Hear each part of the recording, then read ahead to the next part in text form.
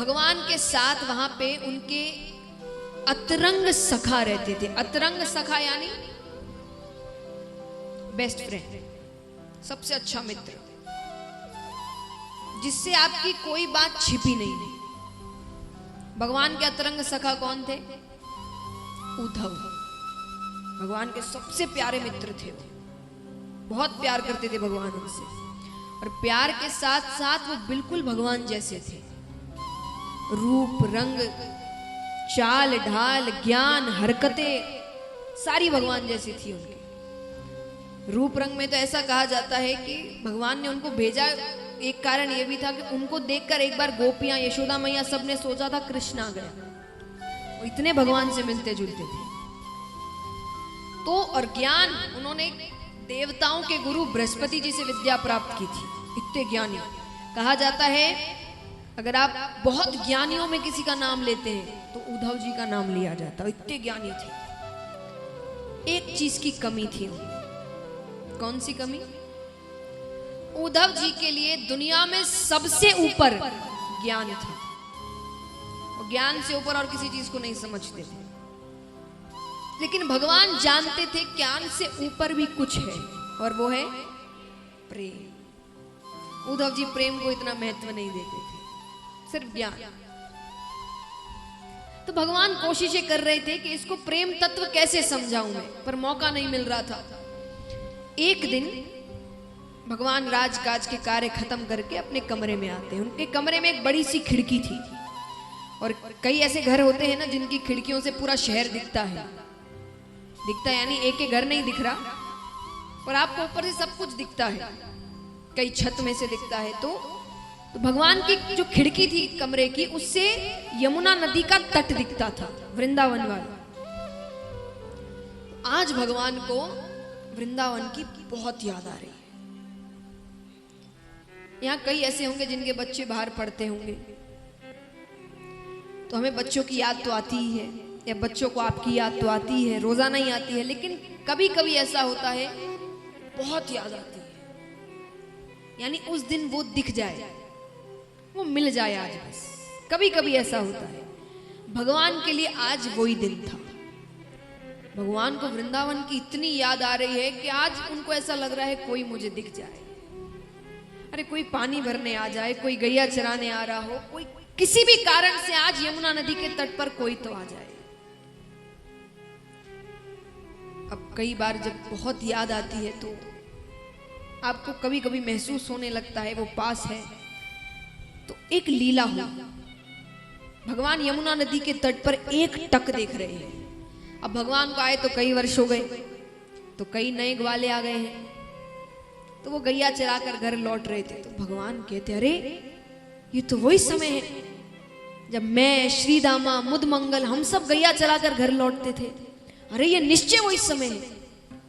पर यादों का ऐसा भाव उठा कि एक बार के लिए भगवान भूल गए कि वो कहाँ है, और भगवान जोर से आवाज लगाने लगते, अरे श्री दामा रुको, मैं भी आ रहा हूं। अरे मुद मंगल जल्दी चलो, अरे आज तो बड़ी देर हो गई, आज माता बहुत चिल्लाएगी।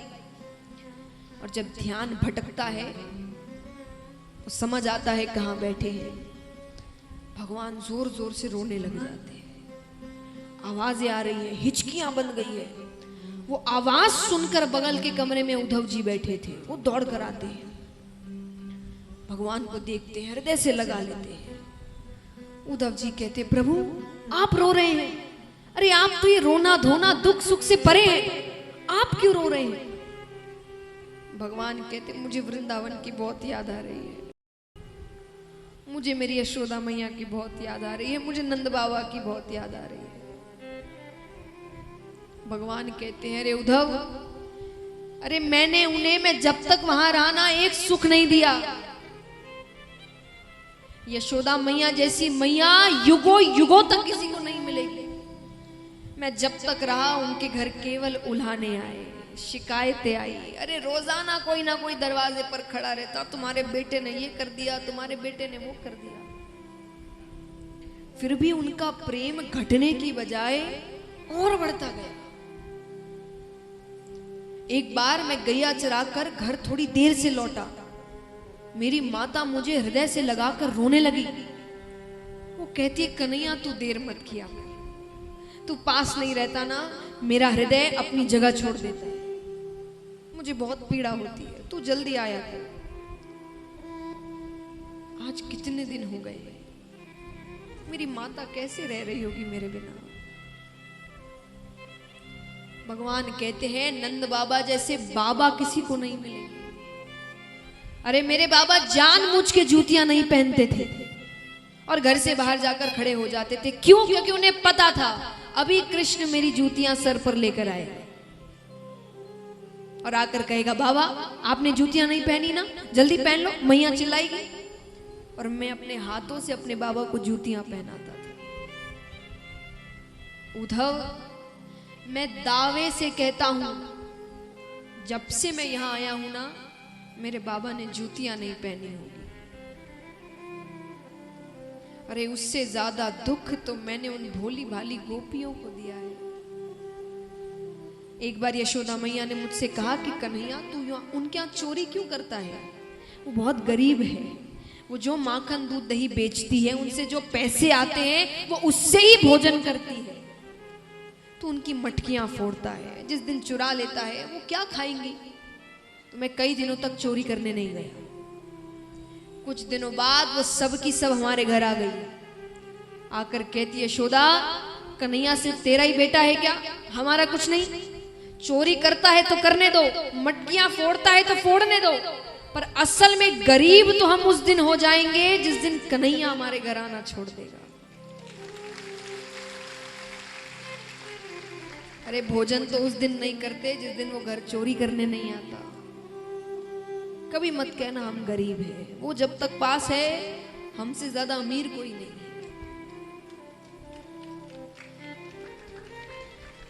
भगवान कहते हैं उससे भी ज्यादा दुख मैंने अपनी राधे को दिया है। कितना प्यार किया उससे, मैंने सबसे ज्यादा दुखी उसे दिया। भगवान कितनी देर तक राधे राधे राधे कहकर रोने लगे। सोचिए यहाँ कितने हैं जिनकी आंखों में आंसू आ गए हैं। उद्धव जी पर इतना सा भी असर नहीं पड़ा। उद्धव जी कहते प्रभु इतना ही था तो आप उन अनपढ़ गवार ब्रजवासियों को ज्ञान से समझा सकते थे। अनपढ़ गवार, भगवान कहते तुम्हें कैसे पता वो अनपढ़ है, वो कहां गुरुकुल गए होंगे, उनका काम तो दूध दही बेचना है। भगवान कहते ऐसे तो मैं भी एक ही वर्ष गुरुकुल गया, एक वर्ष में कोई कितना सीख लेगा। आप बच्चे को क्लास 1 में डालो, वो सीख गया जिंदगी भर। तो भगवान कहते हैं मैंने एक वर्ष में गुरुकुल मेरा, मैं कितना सीख लूंगा फिर। उद्धव जी कहते अरे प्रभु ज्ञान की शुरुआत ही आपसे होती है, आप ही ज्ञान है। भगवान समझ गए ये मौका अच्छा है। भगवान ने कहा सही कहा, मैं ना कर सका, मैं ना समझा सका उन्हें, तुम जाओ, तुम ब्रज जाओ, नंद बाबा से मिलो, यशोदा मैया से मिलो, गोपियों से मिलो और उनको समझाओ कि ये रोना धोना प्यार ये सब छोड़े और ज्ञान मार्ग पर चले। अब उद्धव जी को इतना भरोसा है अपने ज्ञान पर, उन्होंने कहा ठीक है। भगवान ने कहा पर वस्त्र बदल के जाओ। भगवान ने उन्हें अपना पीतांबर दिया, अपना मुकुट दिया, अपने कुंडल दिए।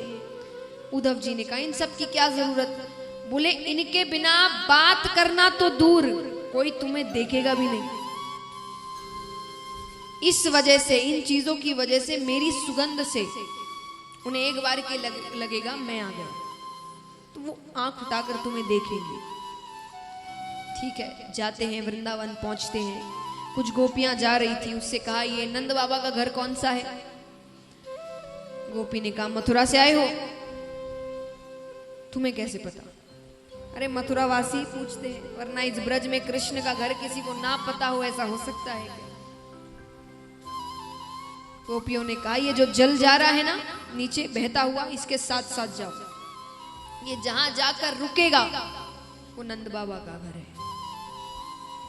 गोपियां कहती है इसको साधारण जल मत समझना, ये जब से तुम हमारे कृष्ण को लेकर गए हो ना, तब से नंद बाबा और यशोदा मैया के जो अश्रु जल बह रहे हैं ना, ये वो जल है।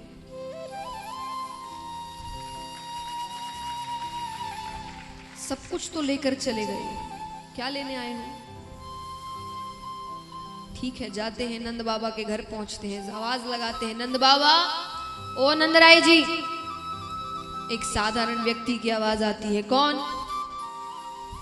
अरे मैं उद्धव हूं, कृष्ण का मित्र, उसका संदेश लेकर आया हूं। एक व्यक्ति बाहर आता है, दुबला पतला शरीर, झुर्रियां पड़ गई है, आंखें अंदर तक धसी हुई, कांपती हुई आवाज, कहो मैं नंदराय हूं। भगवान ने सबका हुलिया बताया था, कौन कैसा दिखता है। भगवान ने नंद बाबा को जो हुलिया बताया वो उससे इतना भी मेल नहीं खा रहा। अब देखिए, प्रेम को माने ना माने, पर पिता तो वो भगवान के थे। तो उद्धव जी ने उनके चरण छुए, माफ करना बाबा, मैं आपको पहचान ना सका। अंदर बैठाते हैं,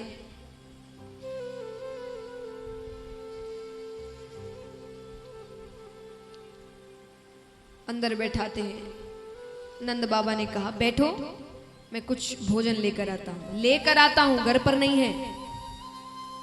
नंद बाबा गए तो उद्धव जी ने रसोई घर की तरफ देखा, रसोई घर में जाले पड़ गए हैं, मानो जब से कृष्ण गया है तब से उस घर में खाना नहीं बना।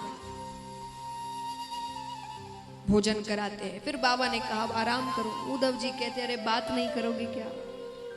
मेहमान बनकर थोड़ी आया हूं, मैं बात करने आया हूं, कुछ संदेश लेकर आया हूं। नंद बाबा बैठते हैं, कुछ कहे इससे पहले यशोदा मैया आती है। पहली नजर उद्धव जी पे पड़ती है, जोर से भागती है, अरे कृष्ण तू आ गया। नंद बाबा कहते हैं, वो कृष्ण नहीं है, उसका मित्र है, संदेश लेकर आया है। संदेश लेकर आया है। मैया कहती है, वो जब छोटा था ना, वो रोता था तो मैं बड़े से बड़े काम को छोड़कर उसे गोद में ले लेती थी कि वो रोए ना, वो दुखी ना हो बस। आज उसकी माता कब से रो रही है, वो आ नहीं सकता, मित्र को भेजा है। उद्धव जी कहते, मैया कृष्ण को खुद गर्ज मत समझना, अरे वो आप सबको बहुत याद करता है। मैं जब यहाँ आ रहा था ना, तो देवकी माता ने मुझसे कहा कि यशोदा से जाकर कहना कि यशोदा धन्य है तेरे लालन पालन को। लेकिन जब वहां भगवान रह रहे थे ना, तो एक बार देवकी माता ने बातें की थी यशोदा मैया से, यानी व्यक्ति को भेजा था, पसंद नापसंद पूछी थी। तो देवकी माता कहती, तुमने कहा था कि तुम्हारा बेटा बहुत चंचल है, दिन भर भागता दौड़ता रहता है, खेल कूद करता रहता है, पर यहां तो वो घर से बाहर पैर नहीं रखता। अरे चंचल तो दूर की बात, मैंने उसको आज तक मुस्कुराते हुए नहीं देखा कि कृष्ण मुस्कुराता कैसे। तुमने कहा था वो खाने पीने का बड़ा शौकीन है, तुम उसे दिन में 8 बार भोजन करवाती हो। एक दिन मैंने उसके लिए गौरस से बनी एक मिठाई बनाई। जो कृष्ण थाली को हाथ जोड़कर बैठता था, वो उस दिन थाली छोड़कर चला गया। जाकर कहता है, देव की माता से कहना मेरी थाली में गौरस से बनी कोई मिठाई ना रखे। मुझे यशोदा मैया की याद आती है, मुझे मेरे ब्रज की याद आती है। यशोदा मैया इससे ज्यादा सुन ही ना सकी, मूर्छा को प्राप्त हो गई। नंद बाबा उन्हें अंदर सुला देते। नंद बाबा कहते, ये इतनी ही देर आराम करती है जब तक मूर्छा को प्राप्त होती है, वरना पागलों की तरह घूमती है, हर घर में जाती है, दरवाजा खटखटाएगी, कृष्ण आया क्या? वो चोरी करता है ना, मुझे पता है, तुमने बांध के रखा है क्या? उसको वापस कर दो, मैं उसके बिना नहीं रह सकती। वो चोरी नहीं करेगा, मैं अपने घर बांध के रखूंगी उसे, वो किसके घर नहीं जाएगा, तुम उसको लौटा दो बस। वृक्षों से पूछती है, तुमने कृष्ण को देखा क्या? बहुत चंचल है ना, बहुत इधर उधर घूमता है, कहाँ चला गया वो? गोवर्धन पर्वत से पूछती है, अरे तुम्हारी तो उसने पूजा करवाई थी, तुमसे बहुत प्यार करता है वो, तुमने उसको देखा क्या? उससे कहना उसकी माता उसे बहुत याद करती है, उसके बिना नहीं रह पा रही। उद्धव जी को अपना याद आता है।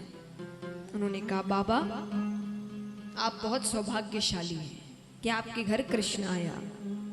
पर जिसको आप बार बार बेटा बेटा पुत्र पुत्र कह रहे हैं वो किसी का पुत्र नहीं है। वो परम पिता परमेश्वर भगवान विष्णु का अवतार है। वो किसी का पुत्र नहीं, वो किसी का पिता नहीं, वो किसी का, वो भगवान है केवल। वो तो उनकी लीला थी, वो आपके घर आ गए। नंद बाबा कहते मैंने तो तुम्हें कोई समझदार बालक समझा था, तुम तो बड़े साधारण से बालक निकले। क्या कहा? वो भगवान है। अरे भगवान के एक लक्षण नहीं है उसमें। भगवान सबका पेट भरते हैं, अन्न का भंडार है। कहा जाता है ना, वो किसी को भूखा नहीं सोने देते। जिसके घर में अन्न का भंडार होगा उसको वो भूख से तड़प सकता है। मैंने कितनी बार कृष्ण को भूख से तड़पते बिलखते हुए देखा है। रोता था यशोदा के पास आके, मुझे बड़ी जोर की भूख लगी है, सब काम काज छोड़ो, मुझे पहले भोजन दो। तुम कहते हो भगवान। भगवान क्या कहते हैं? सत्य की राह पर चलो, कहते हैं ना।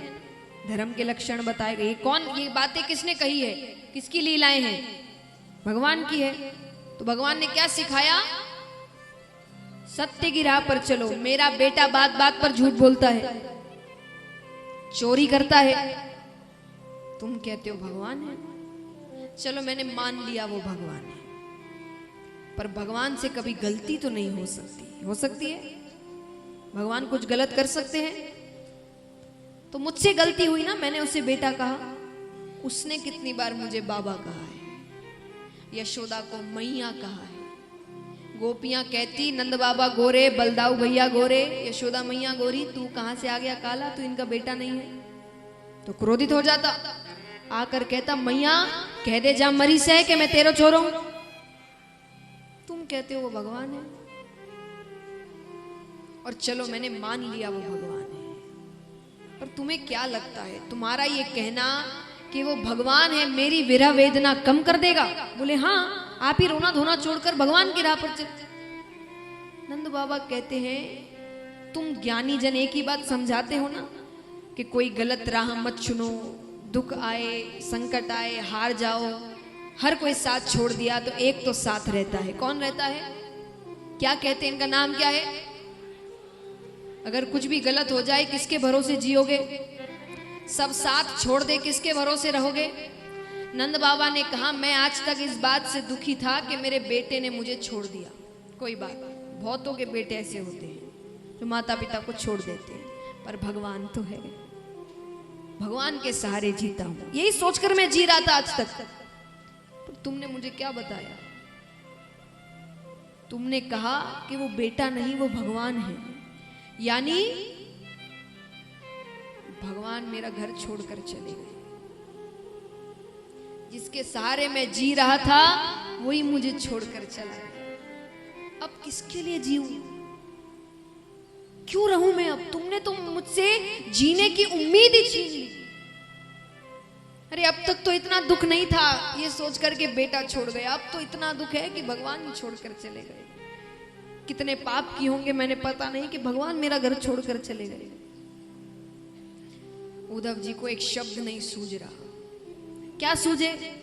सब यही कहते, हम भी आपको यही सिखा रहे हैं कि हर कोई साथ छोड़ देता है, वो साथ नहीं छोड़ता, उसके सहारे जियो। पर उद्धव जी ने जो बातें कही उस हिसाब से तो नंद बाबा का घर भगवान ही छोड़कर चले गए, त्याग कर चले गए भगवान उनको। अब वो किसके सहारे जिए? उद्धव जी वहां से चले जाते हैं बिना कुछ कहे, कोई जवाब नहीं मिल रहा, सारे ज्ञान की बातें रह गई उनकी। थोड़ी दूर जाते हैं, गोपियां दिखती है, गोपियों से मिलते हैं। गोपियों ने बैठाया, गोपियां कहती है कृष्ण ने भेजा है। तुम्हें कैसे पता? बोले ये कपड़े उसने ही पहनाए होंगे, ये कुंडल, ये मुकुट, ये पीतांबर। बोले हाँ। बोले हमें अपना ऐश्वर्य दिखा रहे हैं। गुस्सा है उनके अंदर, प्यार करते हैं वो भगवान से, भगवान उन्हें छोड़कर चले गए। तो कहते हमें ऐश्वर्य दिखा रहे हैं कि राजा बन गए हैं। उद्धव जी कहते हैं इतना क्रोधित होने की क्या बात है? अरे उसने संदेश भेजा है तुम्हारे लिए। क्या संदेश? बोले मैं तुम्हें समझाने आया हूं कि रोना धोना छोड़ो, प्रेम का रास्ता छोड़कर ज्ञान मार्ग पर चलो। गोपियां कहती और ज्ञान मार्ग पर चलकर क्या होगा उद्धव जी? अरे क्या होगा? कल्याण होगा, स्वर्ग की प्राप्ति होगी। यहाँ हर व्यक्ति, आपने उठाया था ना 2 दिन पहले हाथ, किस किस को स्वर्ग जाना है? हाथ उठाना एक बार वापस। ये सब हाथ उठा रहे हैं ना, सबको स्वर्ग जाना है। तो उन्होंने कहा कल्याण होगा, स्वर्ग की प्राप्ति होगी। गोपियां कहती है ठोकर मारते हैं ऐसे स्वर्ग को हम, जो हमें कृष्ण से दूर कर दे। और अगर कृष्ण प्रेम में रहने से हमें नरक की प्राप्ति होगी तो जन्मों जन्मों तक नरक में रहने को तैयार है। उसके प्रेम को तो नहीं छोड़ने वाले। और अगर आपकी बात मान भी ले तो आपने कहा कि मन ज्ञान मार्ग पर लगाओ, ठीक है, दिल ज्ञान मार्ग पर। दिल कितने होते हैं? कितने होते हैं आपके पास? कितने दिल है?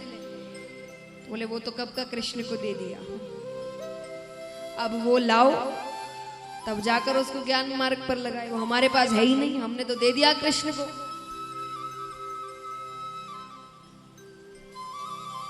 गोपियां कहती है आप बड़े ज्ञानी हैं ना, एक बात बताइए, संसार में ऐसी कौन सी प्रीति होती है जो जीवन भर रहती है? प्रीति यानी प्रेम, रिश्ता जो जीवन भर रहता है। और ऐसी कौन सी प्रीति है जो बहुत जल्दी नष्ट हो जाती है? उद्धव जी कहते हैं जिसमें स्वार्थ होगा वो जल्दी नष्ट हो जाएगी, और जो निस्वार्थ प्रेम से किया जाएगा वो जीवन भर रहेगा। तो गोपियों ने कहा हमने तो कोई स्वार्थ नहीं रखा, कोई स्वार्थ नहीं। गोपियां कहती है अरे हमें पता है आप ये सब जबरदस्ती की बातें करने आए हैं। दूसरी गोपी कहती है, दूसरी गोपी से कान में कि ये सारी बातें तो झूठी है, हमें पता है जरूर इसको वो कंस के मित्रों ने ही भेजा होगा, कंस की मृत्यु हो गई है, उसका श्राद्ध है तो मांस लेने आया है। गोपी ने कहा यहां पर मांस कहां? अरे बोले इन सबको अच्छे से पता है कि कृष्ण के जाने के बाद हम सब मृत की तरह घूम रहे हैं, सबकी मृत्यु हो गई है, मानो सिर्फ जीने को जी रहे हैं, शमशान घाट है ये। दूसरी गोपी कहती है तो अगर ये मांगेंगे तो तुम अपना हृदय दे दोगी? बोले क्यों नहीं? अरे मामा के श्राद्ध में भांजा भी तो होगा, सारे काम तो वही देख रहा होगा, हम उससे नहीं मिल सकते पर हमारे हृदय को वो देखते ही पहचान जाएगा ये किसका हृदय है, ये किस गोपी का हृदय है। से भाव है गोपियों के। यही भाव मीराबाई के थे। मीराबाई एक बार भगवान को बहुत याद कर रही थी, खूब भजन गा रही है, प्रार्थना कर रही, भगवान उस दिन दर्शन देने नहीं आ रहे, कभी कभी परीक्षाएं लेते हैं, उस दिन आ नहीं रही भगवान, बहुत याद कर रही है, रो रही है। एक पेड़ के नीचे बैठी थी तो वहां पेड़ पर एक कौवा बैठा था, बहुत आवाज कर रहा है। तो मीराबाई उस कौवे से कहती है